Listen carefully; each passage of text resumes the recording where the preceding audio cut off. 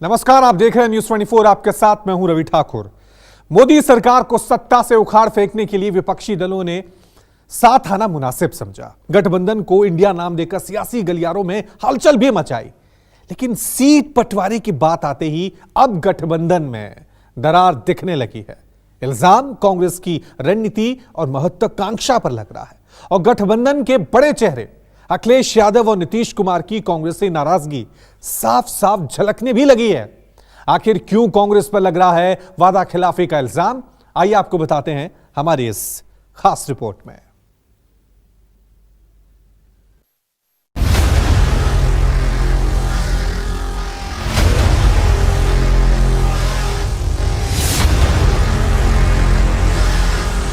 ये प्रदेश में गठबंधन नहीं करना चाहते हैं। जब 24 की बात आएगी तो अलग तरीके से सोचा जाएगा।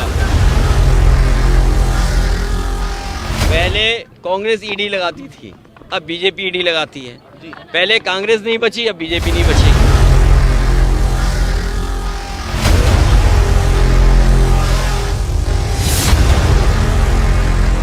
इस देश में अगर जाति जनगणना को रोका किसी ने तो वो कांग्रेस पार्टी है। इंडिया गठबंधन में उलझन, कैसे होगी सत्ता की सुलझन।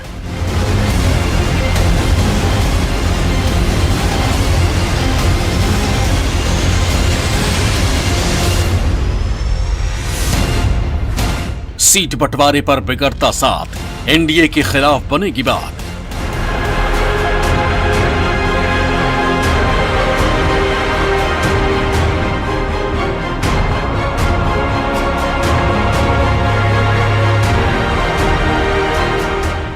अपनों संग कैसे होगा बंटवारा, सीटों का गणित होगा गंवारा।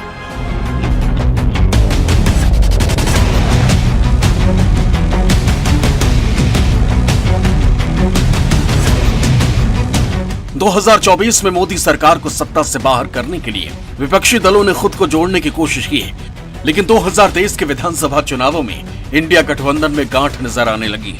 मध्य प्रदेश चुनाव में सीट शेयरिंग मुद्दे पर बात बिगड़ी तो कांग्रेस और समाजवादी पार्टी में दरार दिखने लगी। तो वहीं बिहार से इंडिया अलायंस के सूत्रधार नीतीश भी कांग्रेस से खफा नजर आ रहे हैं। विधानसभा चुनावों में मशगूल कांग्रेस के रवैये से नीतीश कुमार खफा दिखे तो कांग्रेस से लेकर इंडिया गठबंधन तक में हलचल तेज हो गई। नीतीश ने सार्वजनिक मंच से कांग्रेस को कोसा तो विपक्षी खेमा भी सख्ते में आ गया। नीतीश का गुस्सा भांपकर पहले आरजेडी सुप्रीमो लालू प्रसाद यादव ने सीएम नीतीश के आवास पर जाकर उनसे मुलाकात की। लालू यादव के साथ बिहार के डिप्टी सीएम तेजस्वी यादव भी नीतीश कुमार से मिलने पहुंचे। फिर खबर आई कि बिहार के सीएम के पास दिल्ली के कांग्रेस मुख्यालय से भी फोन आया।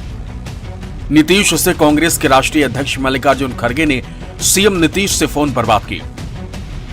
खबर सामने आई कि आरजेडी और कांग्रेस ने नीतीश के साथ गठबंधन को लेकर चर्चा की।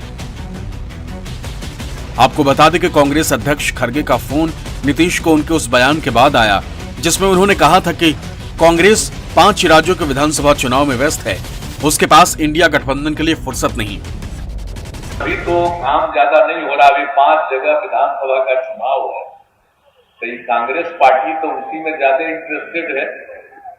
तो अभी तो जिसको हम लोग कांग्रेस पार्टी को आगे बढ़ाने के लिए हम लोग सब एकजुट होकर काम कर रहे थे, लेकिन अभी उनको कोई इस सब चीज की चिंता है नहीं।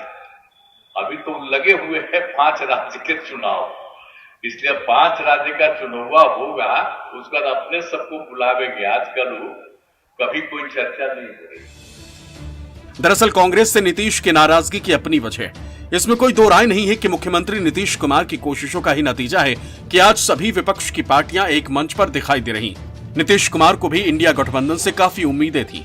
नीतीश कुमार और उनकी पार्टी को लगता था कि नीतीश कुमार को गठबंधन के अंदर बड़ा पद मिलेगा, जो आज तक नहीं हुआ।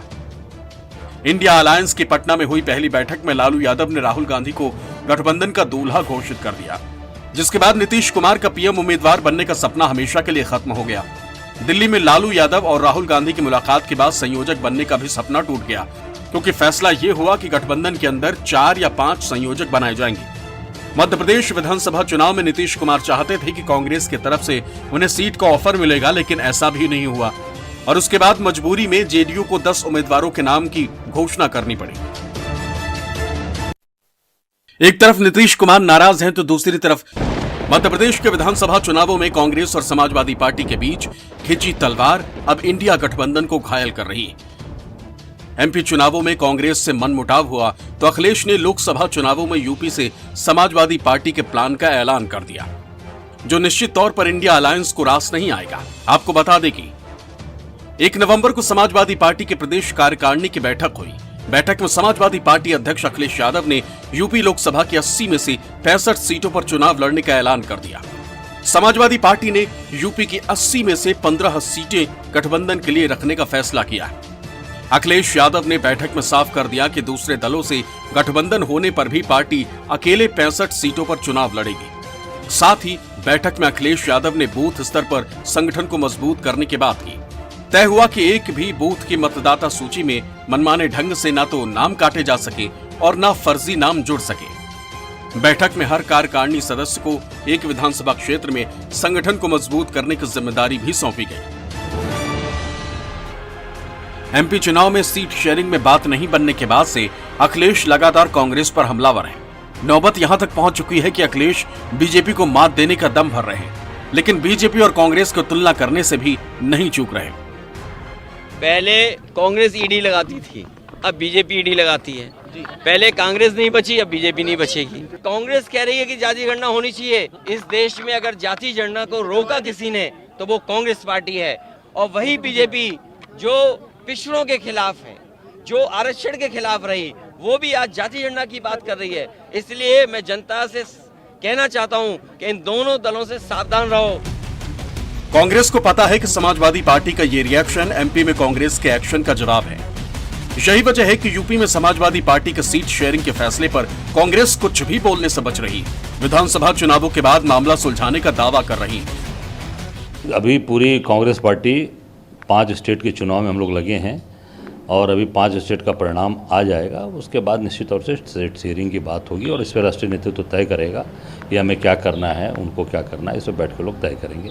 अभी 5 स्टेट के जो परिणाम चुनाव आ जाएंगे, हो जाए, सब लोग खाली हो जाएंगे, उसके बाद बैठ के तय करेंगे। यूपी की सियासत से इंडिया गठबंधन के बिखरने की खबर दिखी तो बीजेपी की भी बाँछें खिल गई। विपक्षी गठबंधन पर तंज के तीर चले और गठबंधन को बेकार और बेअसर बताने से भी बीजेपी की टीम नहीं चुकी।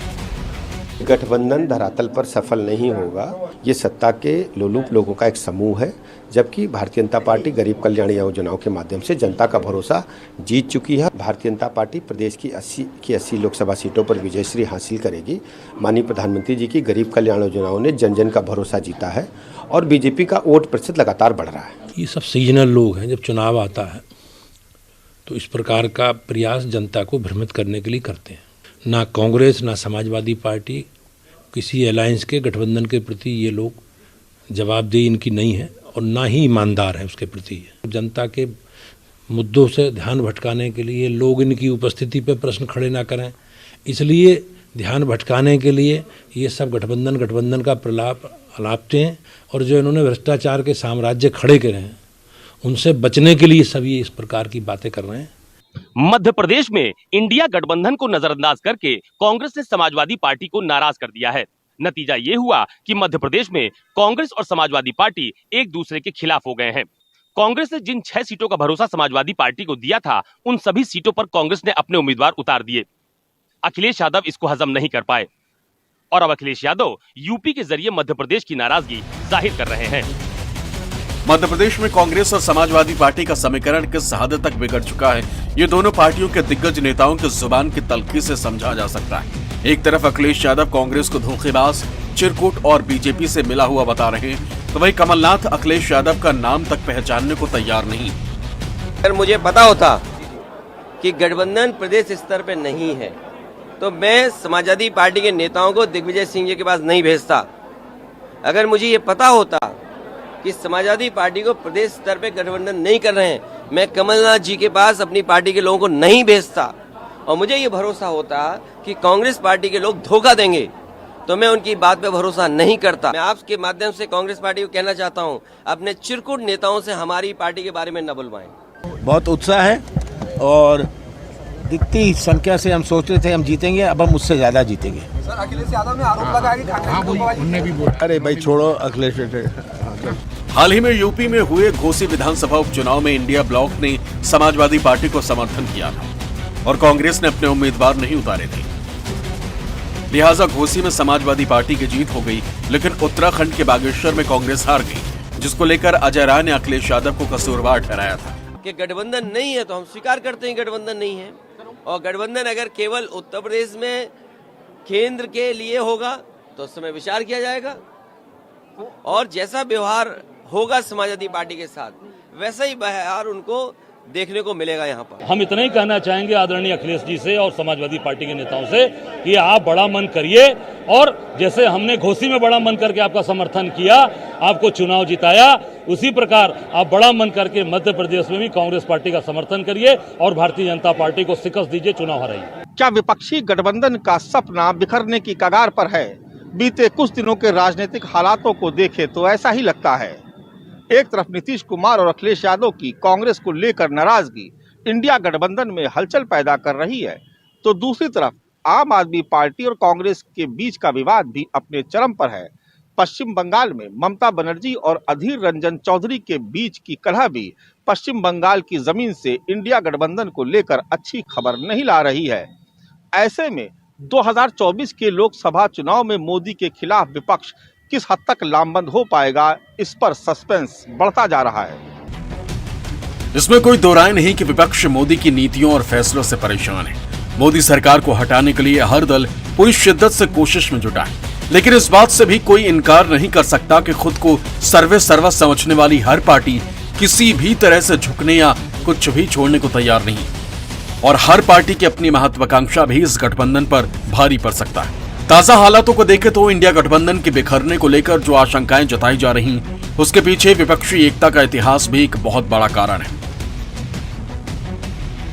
2019 के आम चुनावों के पहले ऐसी कोशिशें हुई थी, पर यह संभव नहीं हो सका था। वही गठबंधन बनते वक्त कांग्रेस ने कुर्बानी के जो संकेत दिए थे, अब वो कहीं नजर नहीं आ रहा। दूसरी तरफ आम आदमी पार्टी और कांग्रेस के बीच खटास दिल्ली और पंजाब में मुश्किल खड़ी कर रही। साथ ही ममता बनर्जी से भी कांग्रेस की पटरी सही नहीं बैठती है। ममता बनर्जी की नाराजगी के बावजूद जाति जनगणना को मुद्दा बनाने और मुंबई में अपनी सहयोगियों से बिना बात किए राहुल गांधी का इंडिया के मंच से अडानी का विरोध करने जैसे मुद्दों पर ममता पहले ही अपना विरोध दर्ज करा चुकी। साथ ही बिहार में कांग्रेस और आरजेडी के करीबी ने नीतीश की पार्टी जेडीयू के अंदर जमीन खोने का डर पैदा कर दिया। कुछ दिनों पहले कुपवाड़ा में अपनी पार्टी नेशनल कॉन्फ्रेंस के एक कार्यक्रम के बाद मीडिया से रूबरू हुए उमर अब्दुल्ला ने कांग्रेस और समाजवादी पार्टी के बीच की तनातनी पर भी चिंता जताई। ये भी कह डाला कि इंडिया गठबंधन के हालात ठीक नहीं है। विपक्षी गठबंधन उमर अब्दुल्ला की चिंता को खारिज नहीं कर सका और बीजेपी को विपक्षी खेमे पर तंज कसने का मौका मिल गया। देखा जाए तो अफसोस की बात यह है कि आज इंडिया अलायंस की थोड़ी हालत पतली है। थोड़े अंदरूनी झगड़े जो हैं वो देखने को मिल रहे हैं, जो शायद नहीं होने चाहिए, खासकर इन 4-5 रियासतों में जहां इलेक्शन हो रहे हैं। पिछले दिनों जिस तरह समाजवादी पार्टी और कांग्रेस के दरमियान एक लड़ाई सामने आई और दोनों कहने लगे कि हम यूपी में तमाम सीटों पर लड़ेंगे, ये इंडिया अलायंस के लिए अच्छी बात नहीं है। इंडिया गठबंधन के लिए सीट शेयरिंग एक मुश्किल काम है, क्योंकि कई राज्यों में इंडिया के ही घटक दल आपस में एक दूसरे के खिलाफ लड़ रहे हैं। 6 राज्य तो ऐसे हैं जहां लड़ाई के केंद्र में खुद कांग्रेस पार्टी ही है, और ऐसी जगहों पर एनडीए के खिलाफ इंडिया गठबंधन के एक चेहरे को चुनना सबसे बड़ी चुनौती है। आंकड़ों के मुताबिक बिहार, झारखंड, केरल, महाराष्ट्र और तमिलनाडु में कांग्रेस गठबंधन में है।